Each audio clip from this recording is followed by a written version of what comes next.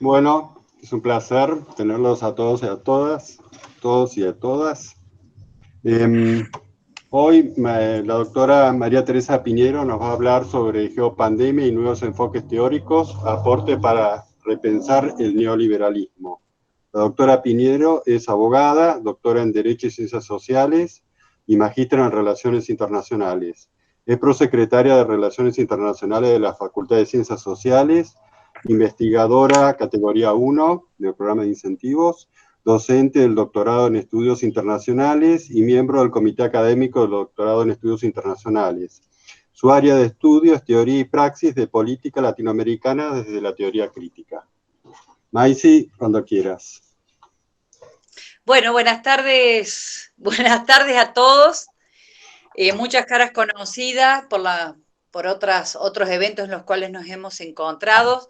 ¿Se escucha bien ahí? Qué Muy, preocupante esto, muy ¿sí? bien, sí. Bueno, entonces seguimos así hasta que vaya a buscar a conectar el teléfono.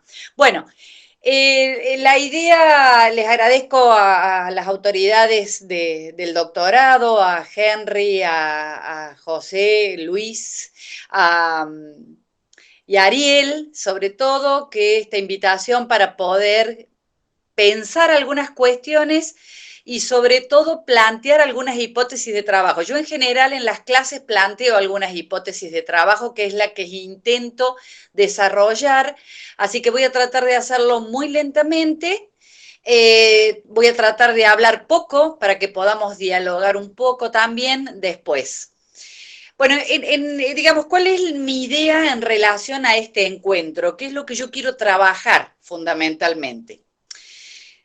La ventana de pregunta es ¿qué ha traído la pandemia? ¿Por qué geopandemia? ¿Y qué vínculo hay entre la pandemia y el neoliberalismo? Ahí hay una primera hipótesis de trabajo que yo estoy planteando acá y es que hay una vinculación entre ambos y que esto podría traer nuevos enfoques teóricos, o al menos abre una puerta para pensar nuevos enfoques teóricos. Este vínculo que yo establezco entre pandemia, el neoliberalismo y geopandemia, que me va a llevar a un campo teórico recuperado en alguna medida hoy, que es la geopolítica. ¿Qué es lo que une a la geopandemia y al neoliberalismo, o cuál es el vínculo que yo establezco? Y es la vocación universal que tiene el neoliberalismo y el carácter global de la pandemia. Es decir, paso a lo que sería la segunda hipótesis, que para trabajar pandemia y neoliberalismo es imprescindible hacer un abordaje desde lo internacional. Porque ambos, pandemia es global y neoliberalismo es global básicamente desde su propia génesis y por su propio enfoque ideológico central. No hay neoliberalismos locales, nacionales, sino existe primariamente una gobernanza liberal, neoliberal internacional. Bien, entonces, esta idea de que hoy, más que nunca, es necesario hacer estudios internacionales para abordar esta geopandemia y el neoliberalismo, que es efectivamente lo que yo intento mostrar en alguna medida, es el modo de regular la pandemia a nivel internacional hoy. Esto no es nada novedoso para ustedes, me imagino claramente, pero son los argumentos siempre lo más interesante de todos los encuentros, más que las frases contundentes, ¿no? Sino trabajar sobre los argumentos. Sobre todo aquellos que están haciendo sus trabajos desde una pretensión de cientificidad. Cuando digo pretensión, no es con ánimo de atribuir ninguna supuesta arrogancia, sino que hace a la perspectiva de estudios que ustedes de alguna manera pretenden iniciar. Entonces dije que la hipótesis era que están vinculados y que lo que los une en alguna medida, o la manera de abordarlos, a través de lo global, lo internacional. Después vamos a ver las diferencias entre ambos. Pero tengo la segunda hipótesis de trabajo, y es que esto que acabo de decir no es aplicable a los enfoques críticos en América Latina. Entonces, esta es la otra hipótesis. ¿Y por qué no sería aplicable a los enfoques de América, o a los enfoques críticos de América Latina y a América Latina como periferia? No serían, porque en realidad en la América periférica, como en todo país periférico, en todo estado periférico, y ya vamos a ver qué significa esto teóricamente e ideológicamente, lo global, lo internacional, nos cruza constitutivamente desde la propia estructuración social en virtud de ser estados colonizados. Entonces, para nosotros, lo global, lo internacional, atravesando y construyendo maneras de vincular al neoliberalismo a algún hecho traumático, en este caso como la pandemia, no proviene desde la globalización entendida en un sentido europeo, ni proviene desde el 2008, ni proviene desde la década del 90, cuando Europa descubre al neoliberalismo. Para nosotros el neoliberalismo es la forma colonizada que nos estructuró socialmente desde los inicios del Estado periférico. Entonces voy a esta otra hipótesis. Estudiar América Latina es hacer estudios internacionales. Hacer estudios internacionales, porque de alguna manera lo global habla sobre nuestra propia estructuración como sociedad, y mucho más lo voy a plantear. Bueno, digamos, entonces estas son como las dos hipótesis teóricas que van abajo de mi propia charla, donde lo que yo quiero fundamentar básicamente que los estudios internacionales hoy son absolutamente relevantes, ya por la razón de que la forma que gobierna la pandemia es internacional a través de una ideología neoliberal, y en segundo lugar porque para estudiar todo lo que sea los procesos sociales de estados periféricos, lo internacional aparece estructurando básicamente el enfoque. Bien, ¿qué hizo la pandemia, no? En primer lugar, ¿qué hizo la pandemia para poder argumentar por qué el modo de regularla es neoliberal? ¿Qué nos dejó la pandemia? Yo creo que esto todos ustedes lo han trabajado, no voy a decir nada nuevo, cálculo, pero bueno, es interesante que repensemos algunas cuestiones al respecto. En primer lugar, ¿qué hizo la pandemia? Dejó al descubierto que la globalización es nada más que un agrupamiento categorial de problemas globales. La globalización no es interdependencia. La globalización es un enfoque teórico sobre la manera de establecer un sentido sobre la interdependencia, sobre lo que son las cuestiones que tradicionalmente se vincularon a la globalización. En los 90 había un espacio auspicioso para esa idea de globalización neoliberal, indudablemente. Pero a medida que fue pasando el tiempo, la globalización pasó a estar dotada de sentido por teorías que las ponían en disputa. Como consecuencia de que ese auspicioso elemento de la globalización era sectorial. Solamente se beneficiaban algunos grupos sociales y solamente se beneficiaban algunos estados, comunidades y demás. Es decir, absolutamente sectorial y absolutamente foco de privilegio de ciertos sectores. Bueno, esto también tampoco es una novedad, esto está claro. Lo que pasa es que ahora emerge claramente la cuestión de que existen problemas globales. Existen problemas globales. Los problemas globales, por supuesto, que a nivel internacional se vinieron marcando desde hace muchísimo tiempo, pero es a partir de ahora que la idea de problema global causa un punto de inflexión para todos los estudios y para las políticas prácticas. ¿Por qué? Porque la forma, digamos, los problemas globales, la otra convicción que nos ha traído la pandemia es que estos problemas globales entre los cuales la pandemia es la epidermis, el emergente, el hecho total del siglo XXI.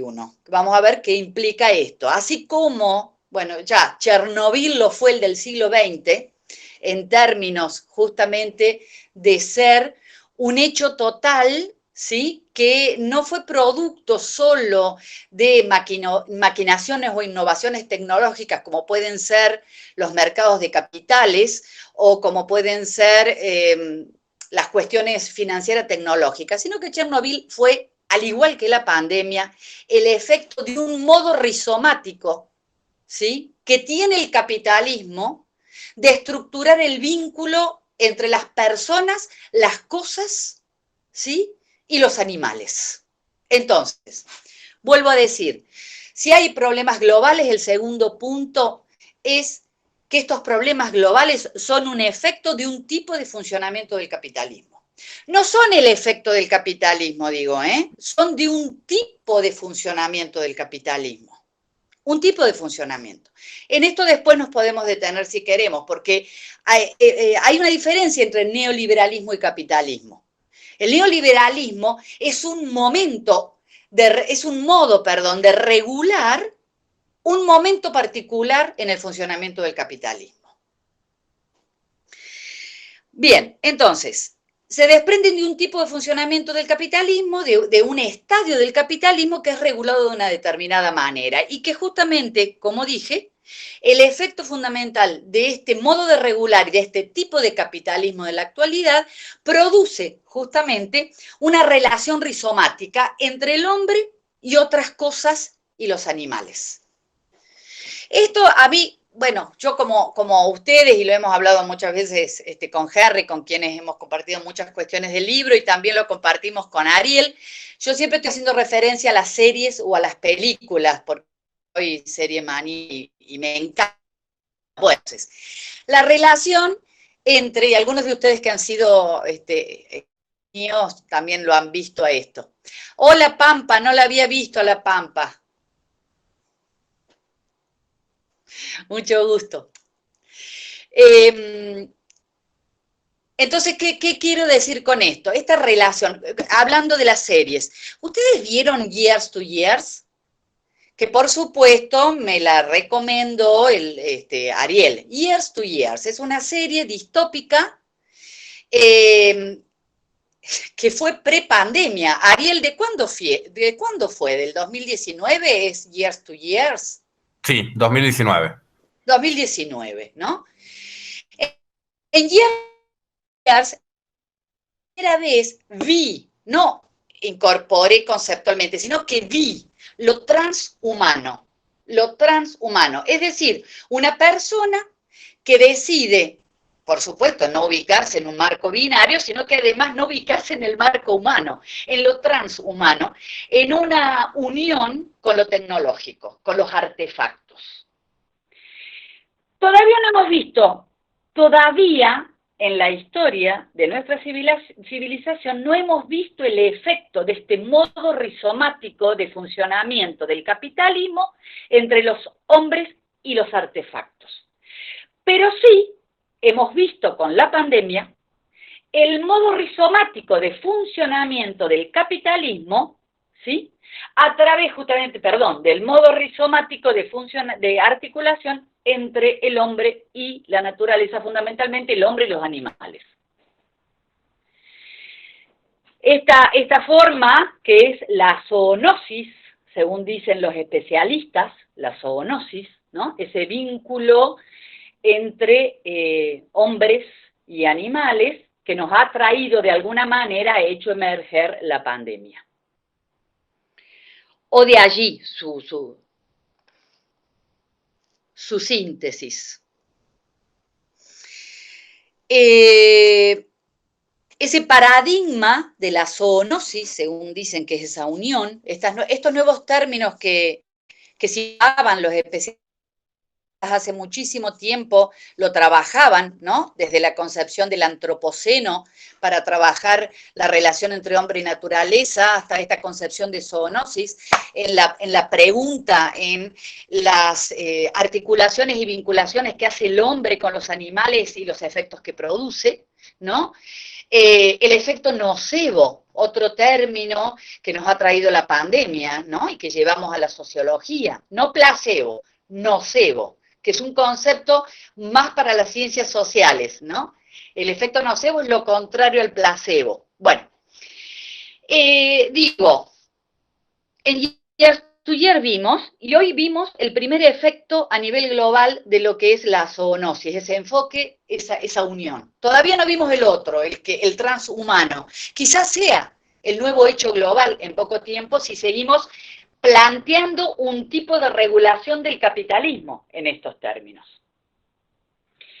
¿Cuál es otra cosa que nos dejó la pandemia? La otra cosa que nos dejó la pandemia es la pregunta, primero la emergencia, la epidérmica de lo que es lo precario humano. Lo precario humano que está absolutamente concentrado en las maneras en las maneras en las cuales socialmente estamos respondiendo ante los acontecimientos.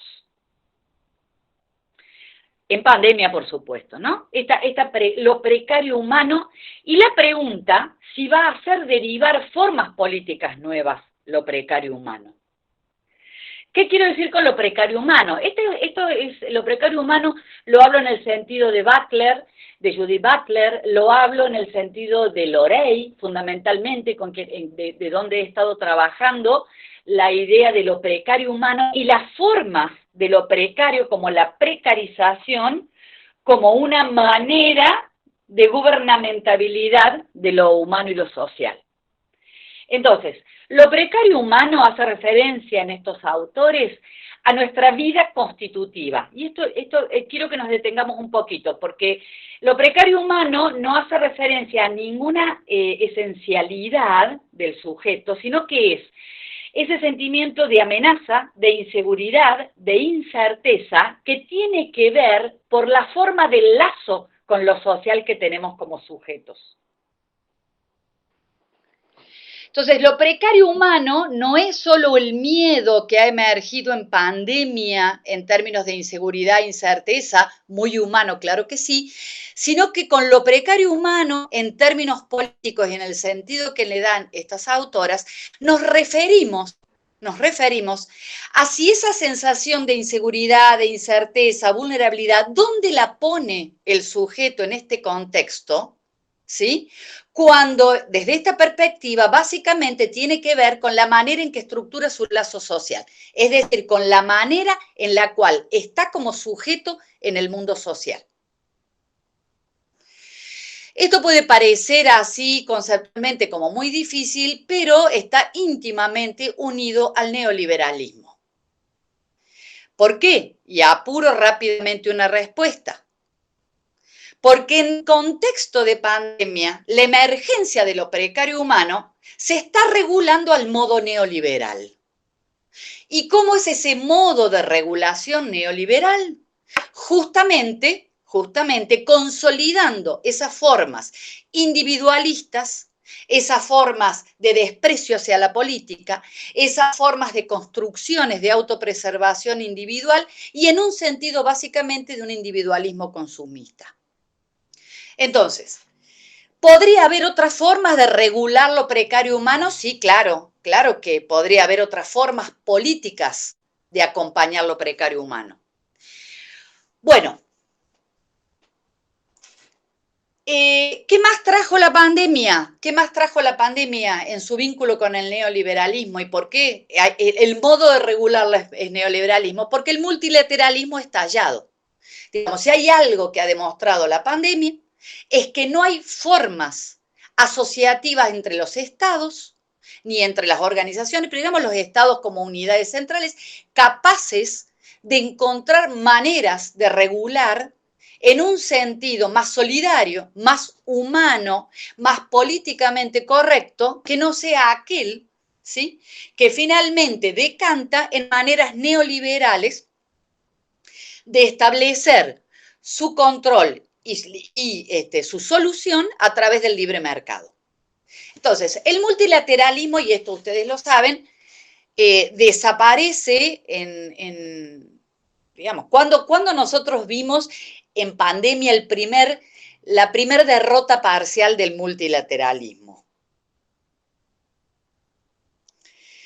La vimos cuando la OMC, cuando se comenzó a plantear ante la OMC digamos, la demanda de que existiese liberación de patentes para la creación de vacunas, cuando ya sabíamos que no iba a ser fácil la provisión de vacunas para la población mundial. La primera derrota parcial fue que los estados no acordaron. Con lo cual quedó en evidencia la negación de un problema global de envergadura que hasta el momento no entraba dentro de lo que el orden internacional entendía como globalización. ¿Por qué? Porque el modo neoliberal establece que la globalización solamente se refiere a aquellos aspectos o zonas mercantiles o susceptibles de solucionarse por medio del mercado. La pandemia demostró que la salud, es decir, que se pueden haber globalizado lo que es el turismo, los mercados financieros, se puede haber globalizado todo lo que tiene que ver con la tecnología, pero en ningún punto de vista se globalizó la pobreza ni se globalizó la salud. Por lo tanto, salud, la primera derrota parcial, digo parcial porque nunca nada está terminado, fue la imposibilidad de la declaración de la salud como una cuestión global. Y esto ya estaba en las declaraciones de la ONU, donde había encuentros alrededor de este tema, donde a través de lo que eran los objetivos del desarrollo sostenible que se estaban trabajando ya a nivel internacional y a nivel local y nacional, dejaron en evidencia, la pandemia dejó en evidencia que todo eso es parte de un discurso, y era parte de un discurso que ni siquiera se pudo sostener cuando apareció ese hecho global que requería ser regulado con algo más que la economía de mercado. De esa manera, el multilateralismo fracasa en toda su expresión, emerge claramente que ese vínculo tenue entre los estados de establecer algunos acuerdos para poder hacer que el neoliberalismo, ese modo de regular por medio de la libertad de mercado supuesta entre los estados, era una ficción. ¿Cuál fue el efecto político? Que eso es otra cosa que nos dejó la pandemia. A nivel político, el fracaso del multilateralismo para adoptar a la salud como un problema global y socializar los costos de la pandemia. No se socializaron los costos de la pandemia. Lo que sí se socializaron, básicamente, fueron las ganancias tampoco. Hubo un aprovechamiento de las ganancias de la pandemia, pero los costos se distribuyeron, ¿sí?, en relación inversa al poder de los estados. Es decir, cuanto más poder tenías, menos costos ibas a afrontar de la pandemia, y cuanto menos poder tenías, más costos ibas a tener. Este es el efecto centro-periferia que produjo la pandemia. Hizo emerger las desigualdades estructurales del orden internacional. Entonces, el otro efecto de la pandemia fue que reformuló el rol del Estado. Esta reformulación del rol del Estado lo hizo recluirse y adoptar algunas maneras nacionales que pienso que van a tener efectos en 10 o 15 años de sujeción de los estados a las decisiones que hayan tomado en este momento. ¿Por qué?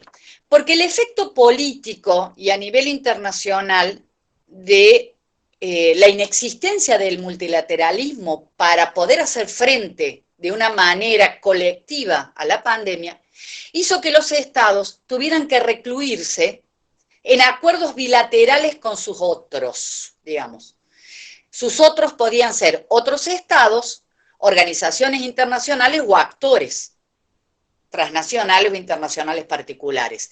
Sea como sea, la bilateralidad, algo que nosotros particularmente desde el 2000 en adelante creíamos que no íbamos a volver a asistir al proceso de la bilateralidad, porque la regionalización y la integración y el multilateralismo nos estaban llevando hacia procesos de integración que permitían, como creíamos en un proceso evolutivo, que en algún momento íbamos a poder regular conjuntamente y hacernos cargo de algunos problemas globales como la pobreza, ¿sí?, que era el tema central, como la cuestión ambiental, ¿sí?, como los efectos de la cuestión ambiental.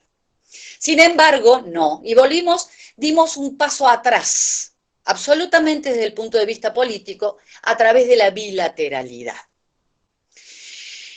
Ustedes saben que con esto, todos aquellos que damos integración en la actualidad, tenemos que reformular absolutamente nuestras problemáticas y nuestros marcos teóricos y nuestros análisis políticos.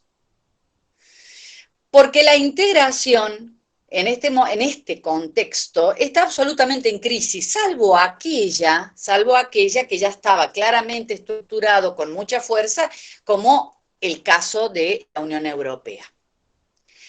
La bilateralidad, digo, la pandemia hizo emerger la reformulación del Estado, que a nivel interno,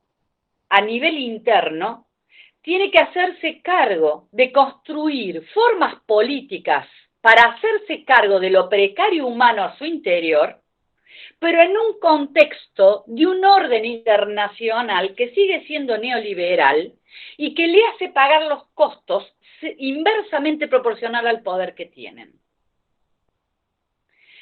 De manera tal que en esta pérdida de la posibilidad de la multilateralidad para poder afrontar la pandemia, las derivas de esta situación es que emergen las desigualdades estructurales entre los grupos sociales y en el orden internacional entre centro y periferia.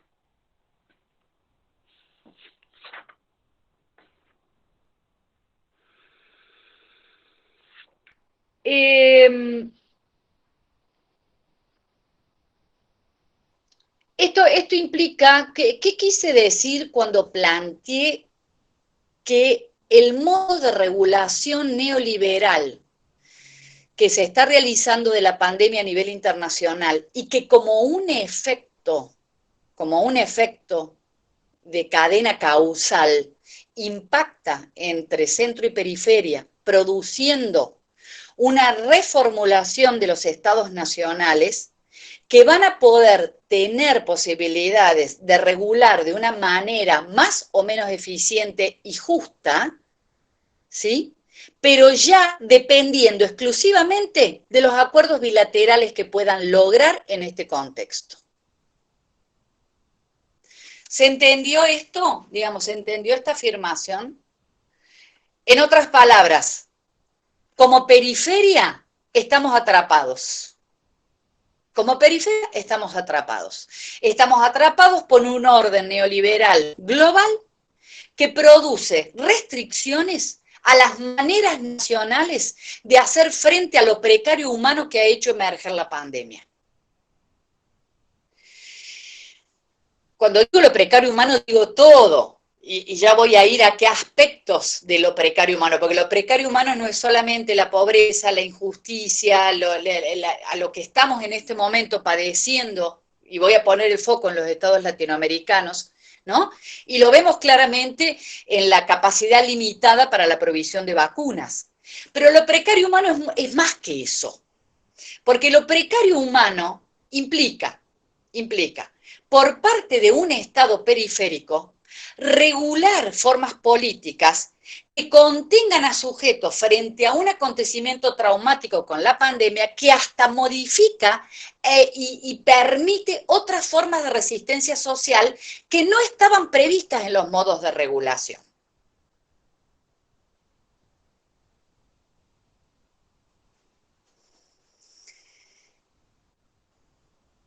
¿Qué quiero decir con esto? como hace hoy un Estado periférico, que ya la única forma de contar, o sea, la única forma de contar con un apoyo internacional es a través de un mecanismo, por ejemplo, como COVAX para las vacunas, que también está demostrado su fracaso parcial, o bien, por supuesto, siempre la misma receta, que es la deuda, lógicamente, que es la deuda. O bien, el tercer punto, son los acuerdos bilaterales que estamos viendo, donde hemos visto su plena emergencia, ha sido con la cuestión de la provisión de las vacunas. Esas son, digamos, las vías que le quedan al Estado periférico. ¿Por qué? Porque efectivamente, dentro de la periferia, se ha demostrado que las formas débiles de las integraciones regionales no han podido tampoco construir una idea de problemas regionales globales capaces de ser sostenidos en integración. Es decir, la integración regional es hoy también un fracaso parcial, digámoslo, para dejar un espacio.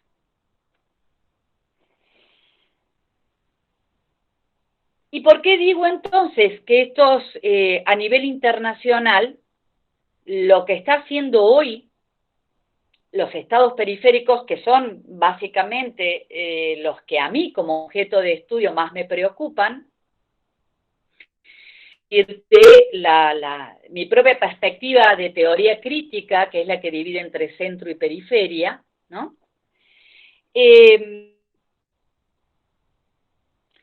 Lo que yo sostengo a modo de hipótesis es que los acuerdos que los estados periféricos realizando para la provisión de las vacunas van a condicionar su política exterior en los próximos 10 años.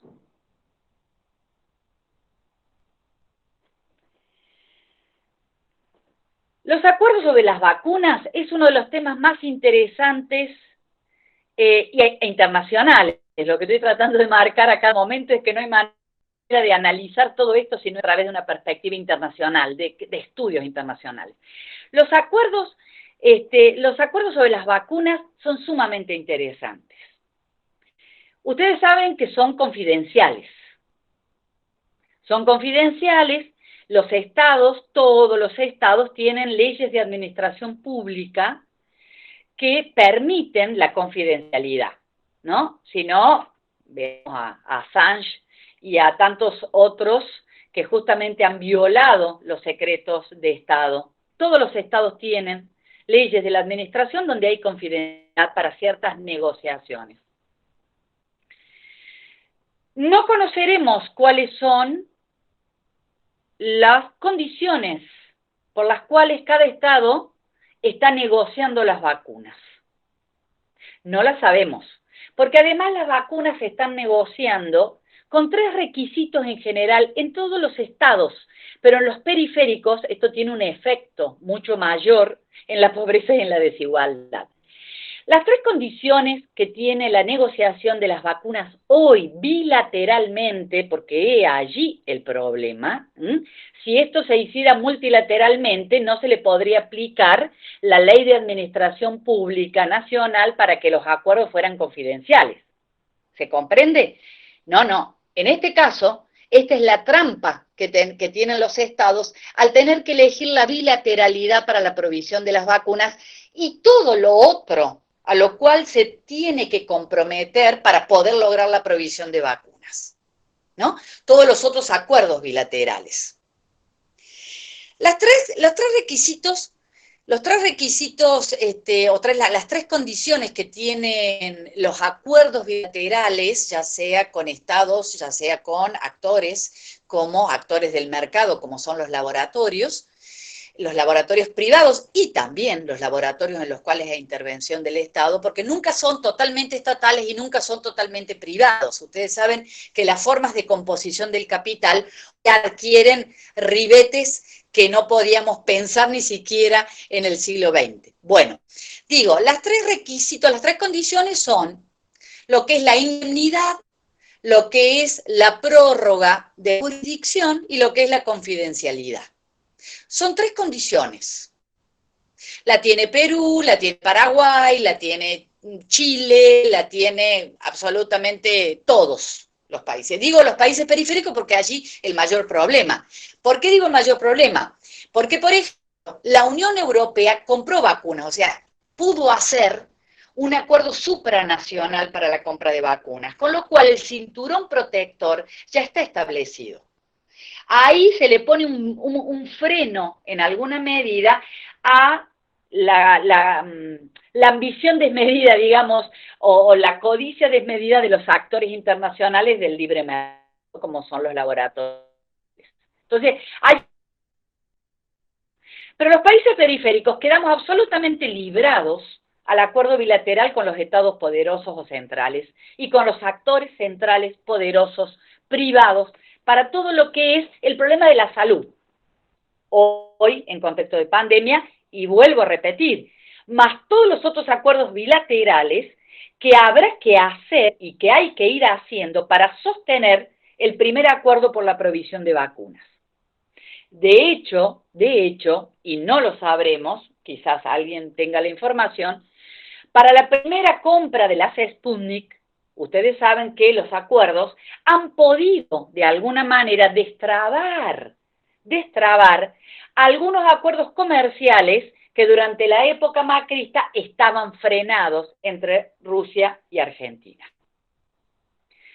Entonces, digo, no es el tendido de una mano, porque en un mundo neoliberal, en un orden global neoliberal, donde se refuerza el poder de los poderosos sobre los estados periféricos, no es una mano solidaria, es simplemente un episodio más de la cuota de mercado que pueden ganar los estados centrales, que ya no es el mercado de aquella época, sino que es otro. Bien, entonces digo, esta es la hipótesis en relación a lo que va a ser la política exterior de los estados periféricos en los próximos 10 o 15 años. ¿Qué es lo que, bueno, acá, listo, como para ir cerrando algunas cuestiones, y dije que lo que yo quería decir era, creo que les mostré a través de algunas argumentaciones, la importancia hoy de lo internacional para poder abordar la pandemia y todo lo que va a traer la pandemia, y para poder abordar al neoliberalismo, que es el único modo de regular la pandemia que ha tenido éxito hasta el momento. Si ustedes recuerdan cuando comenzó todo esto en el año 2020, y ahora voy un poco a pensar desde las ciencias sociales, existían muchísimos trabajos que trataban de explicar de alguna manera en qué se había convertido el Estado, cuál era el origen de la pandemia y sobre todo cómo iba a ser la manera de regularlo. Había como hasta tesis optimistas donde decían todo va a cambiar. De ahora en más, necesariamente, el neoliberalismo tiene que dejar de ser la forma de regular esto, etcétera, etcétera, etcétera. Bueno, no, pero no fue por un decreto, que no es más la libertad de mercado, la cuota de mercado lo que va a regular, porque en realidad el impacto, la comprobación de que es un modelo de desarrollo capitalista, productivo, regulado neoliberalmente, que destruye el ambiente, que construye problemas y que ahora encima ha instalado un problema de salud, del cual no sabemos cuál va a ser el efecto a largo plazo. Todo esto, de alguna manera,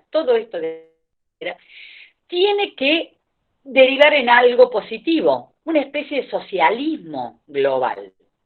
No, sin embargo, no.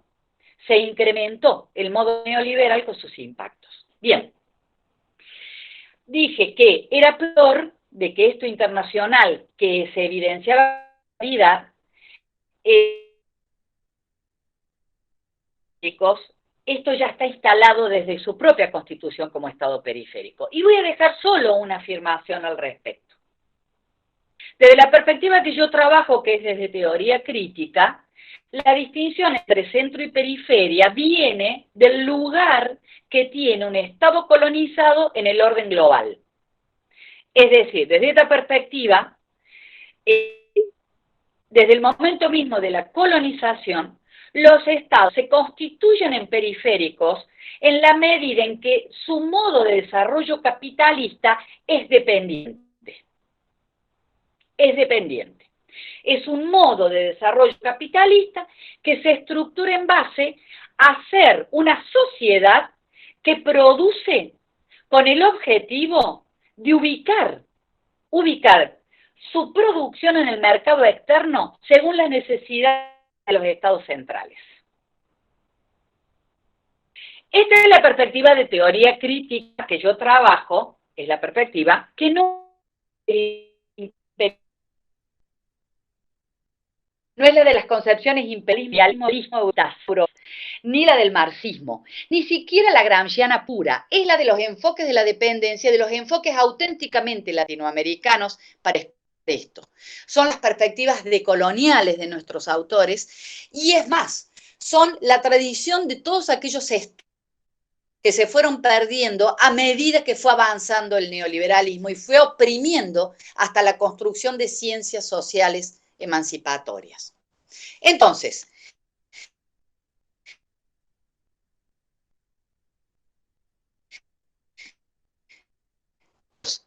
adolece en alguna medida de ciertas construcciones subjetivas neoliberales, porque están establecidas así como modo de regulación desde la época de la colonia. Ustedes me dirán, no, el neoliberalismo no existía en época de la colonia. No, el neoliberalismo no. No, el neoliberalismo no. Lo que sí existía en época de la colonia era el liberalismo. Eso está claro. El neoliberalismo, como constructo teórico, aparece después. El neoliberalismo aparece después del estado del bienestar, cuando los sistemas tienen que adaptar sus estados para regular al capitalismo, pero ya admitiendo que el Estado regula el capitalismo, por eso es neo. En la primera etapa el liberalismo decía que no, que el Estado no debía intervenir, que el Estado no tenía ningún tipo no debía tener interferencia con la vida humana. Con el neoliberalismo, con el estado del bienestar, las perspectivas liberales dicen, no, bueno, hay que asumir que el Estado interviene y tenemos que hacer intervenir al Estado, pero lo vamos a hacer intervenir en un modo neoliberal. ¿Y cómo es ese modo neoliberal? A favor de la construcción, ¿sí?, del libre mercado, no del libre mercado, de una competencia regulada, y donde las construcciones de las subjetividades, es decir, de los sujetos, sean para estimular la competitividad y construir a cada sujeto como un empresario de sí. Como dicen Laval y Dardot, la gubernamentalidad neoliberal de Foucault. Bien, entonces, las construcciones subjetivas de las sociedades periféricas están atravesadas por lo internacional porque su forma de producción, su forma de capitalismo y por lo tanto sus maneras de construir lazos sociales han estado ligadas a ser arenas para el mercado externo. Entonces, las primeras maneras con las cuales los estados periféricos se relacionaron con el mundo fue a partir de hacerles plafón para que pudiéramos sacar toda la producción por los puertos para proveer a las necesidades de los colonizadores. Bueno, todo esto es toda una perspectiva teórica, ¿sí? Pero lo que yo quiero, y ojalá les sirva el argumento, mostrarles que entre centro y periferia, lo internacional y lo global es constitutivo. Que la pandemia solo ha hecho emerger y poner sobre la superficie aquellas desigualdades estructurales que ya existían entre centro y periferia.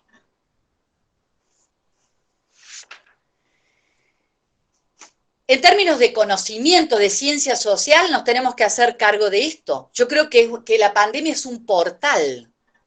La pandemia, no creo que nosotros podamos estudiar ni algunas cuestiones, al menos desde mi perspectiva, ¿no? Desde mi perspectiva de teoría crítica, donde la historia sirve para problematizar un presente injusto y para construir modos de emancipación. Entonces, pero desde mi perspectiva crítica, el portal de la pandemia abre un espacio de cuestiones teóricas, de reflexiones y de análisis y de predicciones que no existían hasta el momento, que no existían. Entonces, este hecho total que afecta absolutamente a toda la sociedad ha traído algunas cuestiones, ha hecho emerger algunas cuestiones nuevas, ha hecho emerger algunas cuestiones que ya estaban en el escenario, pero que hoy adquieren como un impacto mayor. Por ejemplo, el tema, como hoy hablábamos con Ariel un poco, el tema de los cuidados, ¿no? Hay una nueva dimensión de los estudios sobre los cuidados y el papel que las teorías feministas están atribuyéndole a esta cuestión de los cuidados, porque cuidado, digamos, de alguna manera, puede que el tema de una nueva manera de establecer esta importancia de los cuidados, no caigamos, justamente, que es lo que están planteando las teorías feministas, en la feminización de los cuidados, que es una reproducción del modo neoliberal de hacernos un lugar, digamos, post-pandemia, ¿no? Con esto va a haber también, se abre un amplio espectro de estudios a raíz de esto. Desde la perspectiva que yo trabajo, vuelvo a decir, siempre estoy buscando los contrafácticos, ¿no? Porque cuando uno habla, y sobre todo cuando uno le explica a las chiques y les dice, bueno, mira, en realidad esto viene de que somos sujetos fisurados de la modernidad capitalista, que con la perspectiva instrumental de la racionalidad, el sujeto se apropió de la naturaleza y entonces usó a la naturaleza para sus fines y bueno, e hizo con ella lo que Locke ya le decía en aquel siglo. Locke decía, todo lo que puedas poseer con tus manos en la tierra es tu propiedad. Entonces, este lema que estructura todo el liberalismo, desde ese momento el liberalismo clásico, se ve en las propias construcciones del sujeto. Que son las construcciones de la subjetividad neoliberal, que es lo que hoy está más en la emergencia teórica. Porque la gran pregunta es, ¿por qué y cómo? Hasta la pandemia, ya con la pandemia estas preguntas no van más, pero hasta la pandemia, porque ya la pandemia nos dijo que era inevitable ese modo de regulación, pero hasta la pandemia la pregunta nuestra era, ¿pero cómo puede ser? ¿Cuáles son las razones del éxito del neoliberalismo si en general produce desigualdad, pobreza, destrucción climática, por todo el paso que realiza? Entonces, ¿dónde está el agarre del sujeto al neoliberalismo? Esa era una de las preguntas que nos hacíamos antes de la pandemia. Ahora con la pandemia nos hacemos otras en relación a las construcciones subjetivas. Entonces yo decía, ¿qué otra cosa hay cuando explico todo esto tan difícil y uno toma Habermas, toma la escuela de Frankfurt para explicar la racionalidad instrumental y todo eso, y tan difícil? ¿Y hay otra cosa? ¿Había otras cosas? Sí, bueno, sí. Las teorías de la emancipación latinoamericana ponen en escena otras cosas. Hoy leía justamente a Silvia Rivera Cusicanqui con Un mundo Chixi, lo Chixi, por ejemplo, ¿no? Lo Chixi. Lo Chixi, a mí hasta me cuesta leer qué es eso. ¿Saben por qué? Porque son palabras en aymara que hacen referencia a otro modo de construcción de conocimiento que realmente yo, como sujeto fracturado de la modernidad burguesa, intelectual, bla, bla, bla, neoliberal, no puedo comprender en toda su riqueza. Sin embargo está. Digamos, hay otro mundo, que es un mundo que está absolutamente opacado, pero que es un mundo también de construcción de conocimiento distinto, que está totalmente sepultado por las maneras colonizadoras del poder que rompieron con todos esos mundos chixis. Y quiero terminar nada más diciendo, refiriéndome justamente a otra, hoy pensaba, que a través, por ejemplo, del mundo chixi, había entendido yo cuál era el significado que tenía el título, El abrazo de la serpiente, que es no sé si la han visto, es una película bellísima latinoamericana, El abrazo de la serpiente, que es todo un tránsito a lo largo de todo el Amazonas. Bueno, no importa, no lo voy a contar, pero simplemente digo, y se los dejo para que ustedes la vean, El abrazo de la serpiente, cuando yo leí sobre un mundo chic si es posible, entendí el significado de esa película, del título de la película, porque hasta tanto yo me preguntaba qué significaba, ¿por qué la serpiente? Porque la serpiente ejemplifica en el mundo chixi como la asunción del propio mestizaje, nosotros como sujetos colonizados. La serpiente puede ser de cualquier género.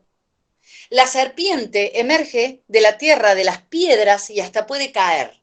La serpiente es como un símbolo fundamental del mundo chixi que representa ese mestizaje que no asumimos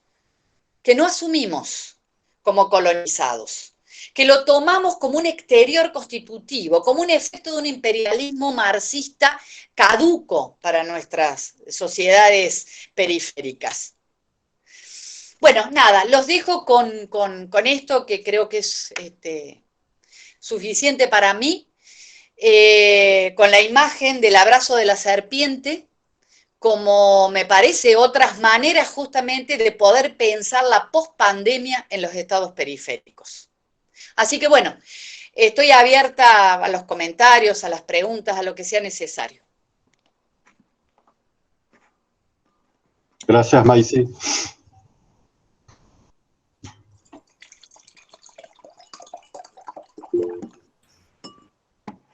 Luisa. Sí. Buenas tardes, ¿cómo está, profesora? Hace rato en su conferencia decía que con la pandemia uno de los efectos es que se han generado nuevas formas de resistencias que ya no pueden ser reguladas por el Estado. ¿Usted podría darme algunos ejemplos? Y también sobre esto me preguntaba, ¿cómo podríamos vincular con estas nuevas formas de resistencias el rol de los movimientos sociales?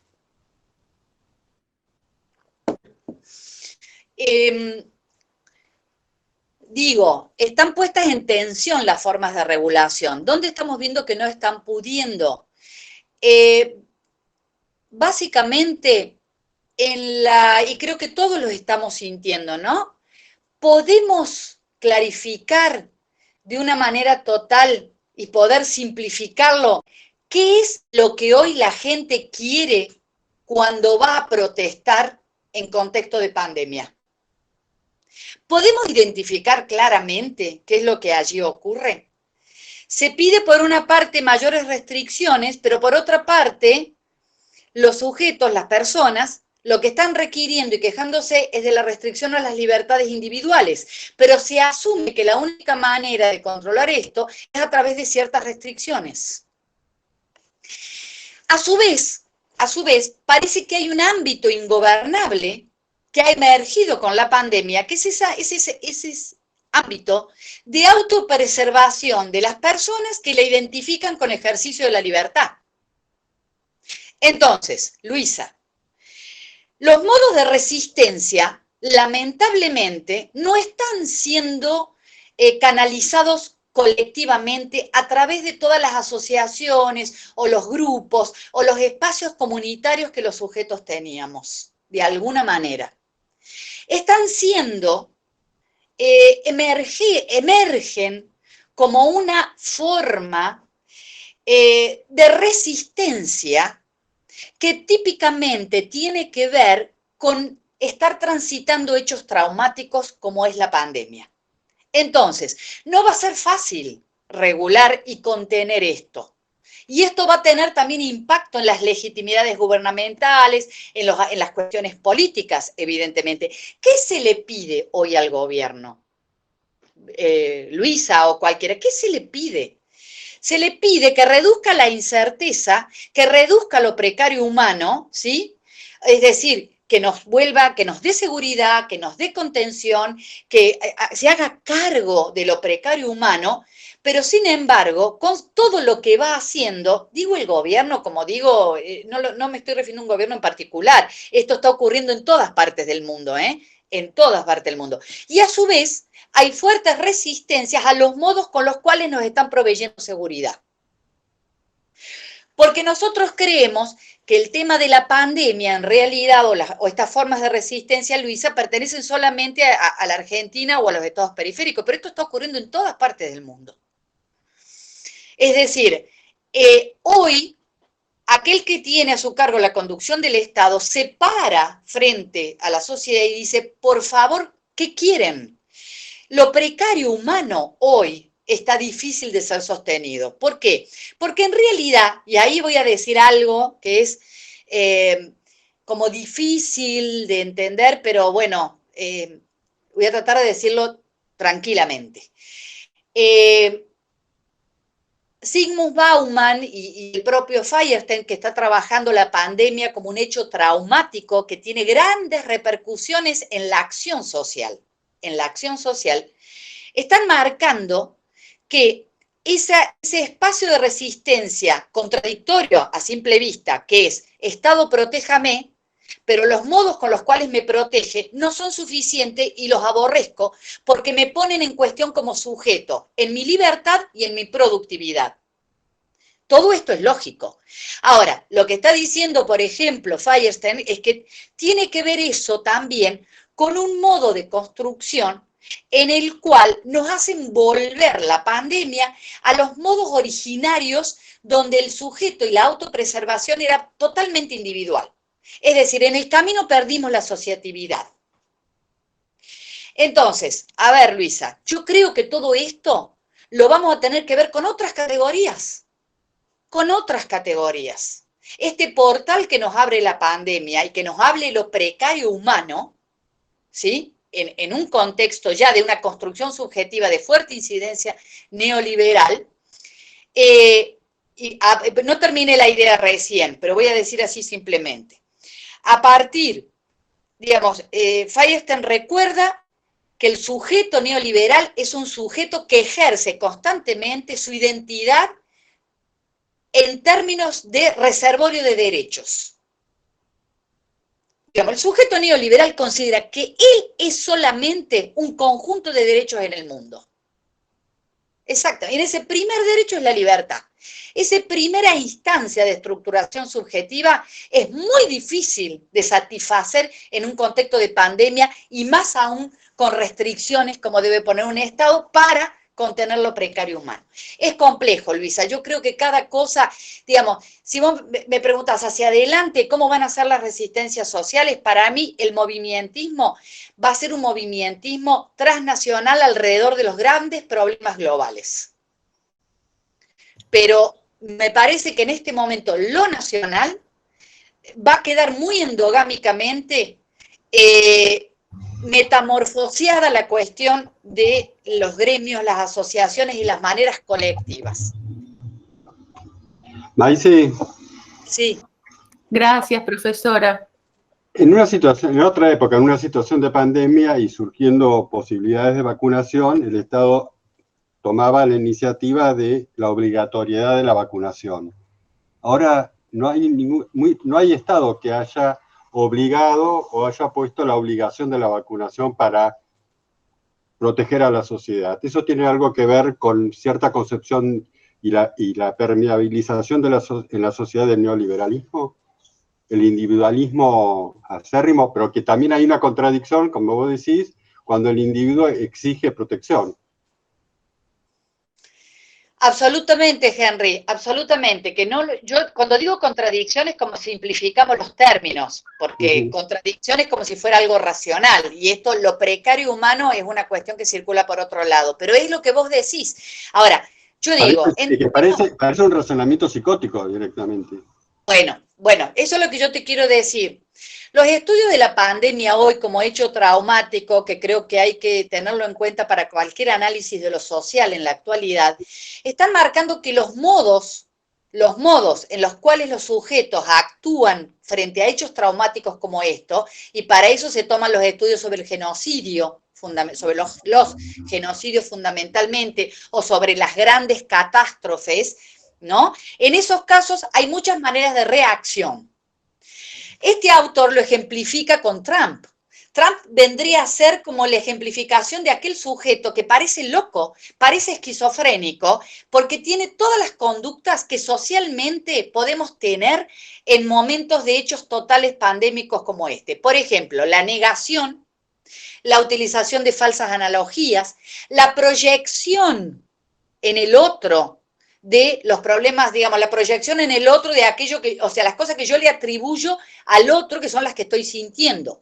La necesidad de la búsqueda, la necesidad de canalizar el odio en la búsqueda de responsables de lo que acontece en lo precario humano, que al no encontrarlo claramente produce esas disrupciones que vos marcás, Henry. Entonces, claro que sí. Ahora, yo pienso en la gubernamentabilidad neoliberal, para ir más allá de un gobierno en particular, digo, en la forma en que hay que gobernar el sistema. ¿Alguien se atrevería a hacer obligatoria la vacuna hoy? No. No. Pero no tiene que ver con que todos digamos que los sujetos son neoliberales y por lo tanto no la aceptarían, porque uno no le puede endilgar el neoliberalismo como si que fuera una asunción racional, porque entonces, ¿dónde estaría? No es así. Pero la gubernamentabilidad, es decir, cómo se gobierna el sistema hoy, que es un sistema básicamente neoliberal, excluye de cuajo la posibilidad de pensar una vacuna obligatoria, porque se desgobierna, básicamente. Se desgobierna. Primero habría que convencer que la vacunación obligatoria es la única forma de contención del Estado, pero no te olvides que hoy al Estado se le dice Estado autoritario, Estado dictatorial, porque implementa esas medidas de cuidado que a su vez los sujetos necesitan. Entonces coincido con vos, sí. En la década del 50, cuando hubo en Argentina la gran epidemia de polio, la única solución fue la vacunación masiva, ¿no? Cuando surgió primero la primera tipo de vacuna antipolio, después la Sabin. Pero era el papel, era a lo mejor la ejemplificación más clara de la presentabilidad del Estado, eran las maestras que vacunaban, salían a vacunar con el terrón de azúcar a toda la gente. Claro. Eso ya no... Sí. No. Se están haciendo otros modos. Bueno, pero entonces ahí, fíjate, Henry, qué interesante, porque en la época que vos decís, había un modo de regulación del capitalismo diferente. El modo de regulación del capitalismo estaba más asentado en una articulación entre valores del socialismo democrático. No primaban todos los valores del neoliberalismo. Entonces, cuando uno habla de valores, lo colectivo como bien público, en el momento en que vos decís, Henry, permitía de alguna medida que ciertas medidas se miraran como protectorias de lo colectivo y de lo público. Pero el neoliberalismo destruye la idea de lo público. Entonces, hoy los estados van a tener que luchar para poder implementar esas pequeñas medidas que estamos viendo, que son las de crear como la discriminación positiva. Es decir, aquellas personas que tengan el carnet de vacunación van a poder hacer más cosas bien al estilo de la libertad neoliberal, digamos. Nos tienen que dar ese azúcar, como vos decís en la boca. Vas a poder hacer más para la defensa de tu libertad, ¿sí?, en cuanto tengas las vacunas. Fíjate la inversión en valores a los cuales nos somete el neoliberalismo. O sea, nos tiene que hablar como sujetos neoliberales para que dejemos de serlo tanto. Bueno, también el marco internacional es distinto, ¿no? Estábamos en plena Guerra Fría hace 20 años, 30 años. Exactamente, sí. Ahora no hay ningún otro en ese sentido. Claro. Eso es cierto, no hay un otro definido o establecido que nos permita claramente al cual dirigir el odio. Sí. Al cual dirigir el odio. ¿Alguien más quiere hacer preguntas o comentarios?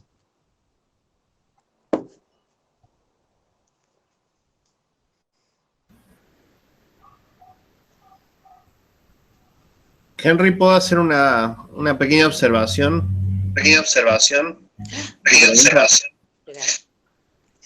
Sí. Maicy, muchas gracias por tu exposición, la verdad que me encantó. Y retomando algunas cosas que vos decías respecto a la emergencia de las desigualdades estructurales. sacando el escenario de América Latina, me parecía que incluso más allá de los escenarios periféricos, digo, en el corazón mismo de los países centrales, y si uno se ubica, por ejemplo, en la Unión Europea, esta idea de la ruptura de los espacios multilaterales o de cooperación, digo, no, si uno observa a lo mejor algún país específico, las políticas específicas frente a la pandemia, se rompió toda estrategia de cooperación interna, digo, entre España, Alemania, digo, no sé cómo lo ves vos a ese proceso, pero es como casi un espacio más de competencia que de cooperación, lo que despertó la pandemia en cuanto al desarrollo de una política global, por lo menos dentro de la Unión Europea respecto a eso. Fue un sálvese quien pueda, en realidad. Sí. No sé cómo lo ves vos, Maicy, si lo has seguido un poco el proceso y... Sí, yo creo que lo único que va a unificar a Europa, Juan José, va a ser... lo único que lo va a unificar van a ser la asunción de ciertos problemas globales que le inciden directamente en su propia gobernabilidad. Es decir, el tema de migraciones, el tema ambiental, la extensión de estas problemáticas globales que les afectan específicamente va a crear como un campo posible de construcción de algunas acciones de cooperación. Pero coincido totalmente con vos, cuando, digamos, la división centro-periferia, el centro y la periferia están aún en todos los centros y en todas las periferias, ¿no? Al menos en un sentido balesteriano, no en un sentido de Estado, sino en un sentido de Wallerstein, de sistema. Absolutamente, Europa ha demostrado eso. Lo que pasa es que al tener un espacio ha permitido, para mí, el mayor triunfo ha sido poder negociar con los actores internacionales la provisión de vacunas. En este sentido, ha dado una muestra de que la integración puede ser el camino para pensar las formas menos destructivas de construir el orden global. Pero, de todas maneras, eso no implicaba que los estados europeos tuvieran cooperación entre sí, al contrario, fue un sálvese quien pueda. Lo que pasa es que ahí la supranacionalidad ya podía funcionar independientemente. Eso es maravilloso, que ya la supranacionalidad hubiera tenido tal nivel de institucionalidad que pudiera negociar o establecer ciertos parámetros que opacaran o que para los cuales la falta de acuerdos entre Estados no fuera tan importante. Sí, yo creo que sí, que los problemas globales van a hacer que Europa de alguna manera tenga que tener acuerdos de cooperación. El tema de las migraciones a ellos los trastornan e imagínense que en este contexto lo precario humano en contexto de migraciones es doblemente traumático, porque esa es una de las cuestiones, lo precario humano, ¿en qué sentido? Si al otro, que era el otro, que en el caso europeo está claramente delimitado en la cuestión del otro que migra, es decir, el otro extranjero, si el otro era problemático, imagínense en este contexto, donde van a ser las costumbres del otro las que van a permitir que no se pueda salir de la pandemia, donde van a ser las tradiciones del otro que van a incentivar a que se propaguen los virus. O sea, viene una cosa que hay un portal nuevo para la administración de lo precario humano que va a haber que encontrarle alguna salida.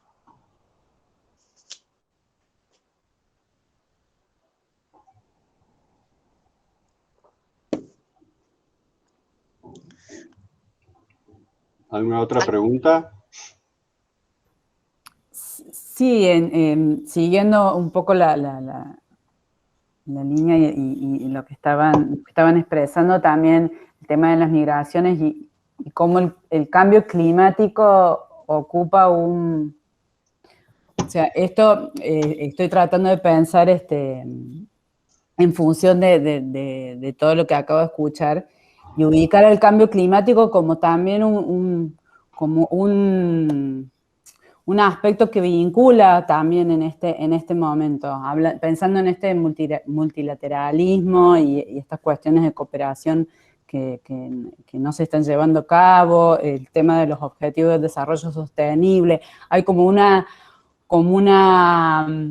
nube ahí que yo veo que aflora y sobre todo por estos días, que el cambio climático es como el eje que sostiene alguno de estos vínculos, ¿no? Como para expresarlo sintéticamente, a lo que yo puedo entender un poco y para tratar de preguntarme sobre el tema también.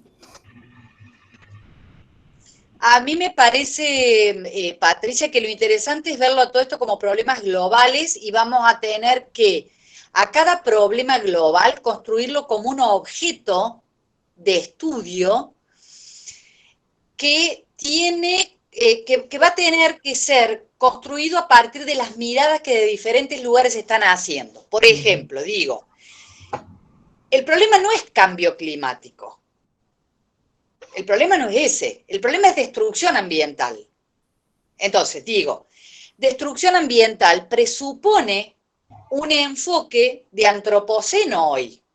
Si nosotros seguimos pensando en términos de cambio climático, lo ubicamos afuera, es una exterioridad.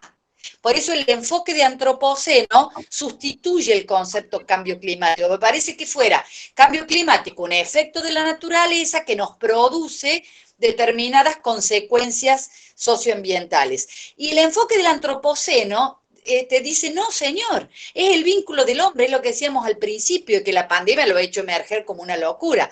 Entonces, es el vínculo, es lo mismo que pensar la pandemia hoy. Cuando uno dice, viene, su génesis es humana, su génesis es animal. No va a ser ni uno ni lo otro. Es el modo rizomático en el cual el hombre se está vinculando con los animales. Entonces, el enfoque va a ser de zoonesis para hablar de la pandemia, no de... ¿Me entendés lo que digo? Digamos, yo no manejo todos los conceptos van a ir abrevando de una manera nueva para poder dar cuenta de estos objetos nuevos que son los problemas globales, que no van a poder estar compartimentados. Ya no vamos a poder hablar de la ecología feminista. Vamos a tener necesariamente que incorporar la ecología feminista, que tiene una idea de cuidado feminista, que va a estar dentro de la problemática de los desastres ambientales. No sé si se comprende, creo que va a haber, no sé si va a haber, pero vamos a tener que desafiar un cambio epistemológico, un cambio conceptual. Para eso tenemos que estudiar como locos, no hay otra, porque tenemos que aprender disciplinas que nunca pensábamos que íbamos a aprender. Como esto que decía, yo nunca pensé que iba a tener que pensar qué tienen que ver los artefactos tecnológicos conmigo, con mi construcción de subjetividad, y que tengo que estudiar un poco de tecnología para poder comprender cómo va a ser el futuro, ¿sí?, de mis formas de pensar. Pero bueno, me parece que esos son los desafíos. Muchas gracias, muchas gracias. Estaríamos apuntando entonces a lo que serían teorías relacionales. ¿Cuáles serían las teorías relacionales? Perdóname, para pensar cuáles las otras. Es decir, las teorías relacionales no se plantean o no se desprenden de una disciplina específica, sino más bien de la integración de distintas disciplinas para comprender holísticamente al ser, en este caso al ser humano y sus problemáticas. Sí, a eso claro. Me refiero. Es complejo eso. Es bastante complejo. Muy complejo, es muy complejo. Yo, claro que sí, Luisa, coincido con vos, entonces las llamemos teorías relacionales, que vendrían a ser, bueno, tal cual lo estás diciendo vos, ¿no? Digamos, lo transdisciplinario construyendo un nuevo objeto, porque ahí está la diferencia de cómo vamos a tener que ver las problemáticas globales. Yo digo, hasta que no construyamos los problemas globales, le demos la entidad de tal, los resignifiquemos dándole nuevos significantes, o sea, atribuyéndole términos nuevos que tienen como un amplio espectro, hasta el momento no va a haber un gran cambio. Para eso hay que construir objetos epistémicos nuevos, que tienen como no diferentes enfoques, sino que en esa relación que vos estás marcando, Luisa, van construyendo al objeto. Sí, coincido. El mundo está roto, digamos.